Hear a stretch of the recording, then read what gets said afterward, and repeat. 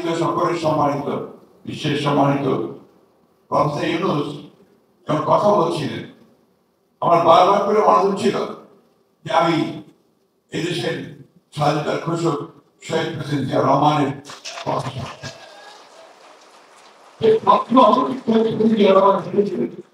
যে বাংলাদেশ একটা গণতান্ত্রিক, একটা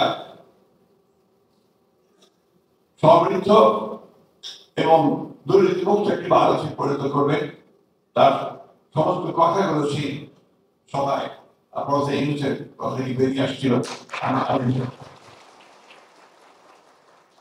বাংলাদেশের মানুষের প্রতিবার লড়াই করেছে, সংগ্রাম করেছে। যেদিন থেকে একটা দুঃসহ দানবীয় একটি শাসক গোষ্ঠী বাংলাদেশের উপর চেপে বসেছে, সেদিন থেকেই বাংলাদেশের মানুষ লড়াই শুরু করেছে। আমি পার্টিকুলার কোনো পলিটিক্যাল পার্টিকে কথা বলতে, প্রায় প্রতিটি মানুষের বিরুদ্ধে সংগ্রাম করেছে। যেমন করেছে আপনার সেই তেঁতুলিয়ার গ্রামের মানুষ, আপনারা এইখানে এই